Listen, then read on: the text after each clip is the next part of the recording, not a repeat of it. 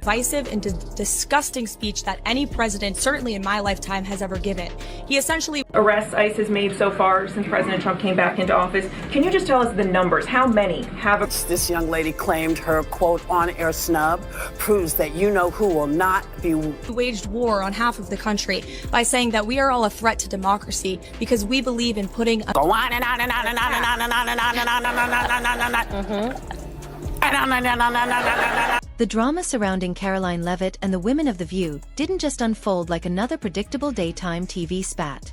It exploded into a cultural flashpoint, the kind of clash that feels less like a debate and more like a generational collision happening in real time. It started, as these things often do, with a question about power, about authority, about who gets to define what's right and what's reckless. When Karoline Leavitt, just 27 years old and already serving as White House press secretary, stepped into the national spotlight once again, she wasn't just representing an administration. She was representing a shift, in tone, in tactics, in unapologetic conviction.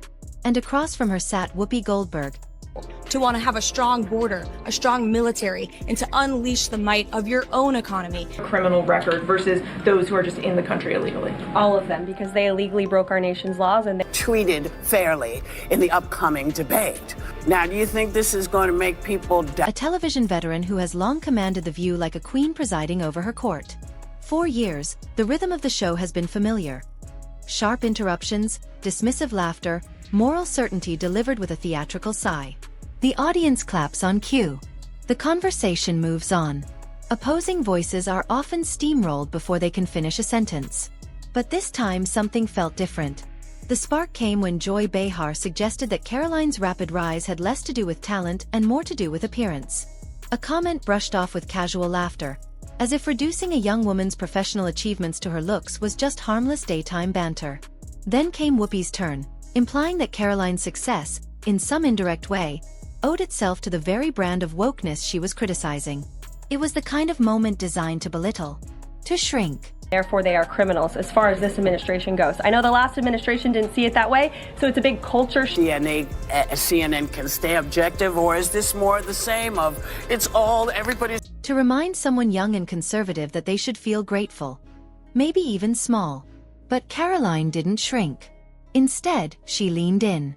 When she responded, it wasn't with nervous energy or flustered defensiveness.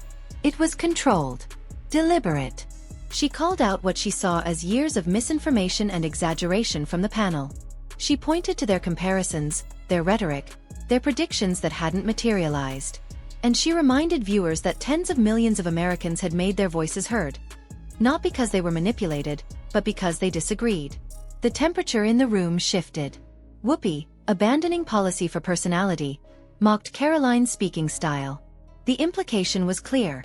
If you can't dismantle the argument, dismantle the delivery. But the laughter that followed felt thinner than usual. Less triumphant. More strained. Then came the broader ideological clash, wokeness. Whoopi framed it as a hard-fought legacy. Shift in our nation to view someone who breaks our immigration laws as a criminal, but that's exactly what they are. Well, you know, a necessary evolution that opened doors for women who once weren't allowed near the table. Karoline framed it as bloated bureaucracy and ideological overreach, arguing that taxpayers shouldn't fund programs she believed prioritized symbolism over substance. Neither woman was merely debating policy. They were defending worldviews. Karoline spoke about government waste, about cutting funding for initiatives she deemed unnecessary, about prioritizing border enforcement and executive authority. When pressed on immigration numbers, she delivered a blunt answer. If someone entered the country illegally, that alone constituted a crime. To her, it was a matter of law, not emotion. A culture shift, as she put it. A reframing of how immigration violations are viewed under the administration she represents. Reporters pushed back. They questioned executive power. They cited congressional authority. They raised concerns about inspectors general being fired and funds being frozen. Karoline didn't dodge. She returned again and again to the same point. The president is the executive of the executive branch. Authority in her view was clear, constitutional, direct. And then there was the moment that felt almost cinematic. After a tense exchange in which she was cut off mid-interview, the panel laughed. The clip replayed. The audience clapped. Whoopi tilted her head. Listen, If you don't have anything to say, you blab. America first. It's not radical to want to put your country and your own people first. It's not radical. Delivering commentary with that familiar blend of sarcasm and certainty. But the laughter in the studio felt different. A little too loud, a little too forced. The kind of laughter people use when something underneath the surface is unsettled. Because what Karoline represented wasn't just a political opponent. She was young, female, confident, and completely unwilling to play the deferential role that critics seem to expect. That's what made the clash so charged. For supporters, she was fearless, cutting through what they see as media bias with surgical precision. For critics, she was blunt to the point of provocation. But for everyone watching, she was undeniably composed under fire. And perhaps that's what rattled the room the most. Whoopi has built a career on commanding conversations, on steering debates back to moral framing. Yet here was someone nearly 4 decades younger, refusing to be steered, refusing to apologize for ambition, refusing to accept that her success must be explained away.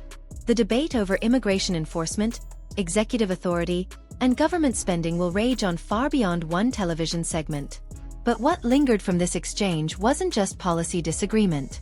It was the image of 2 very different eras staring at each other across a studio table.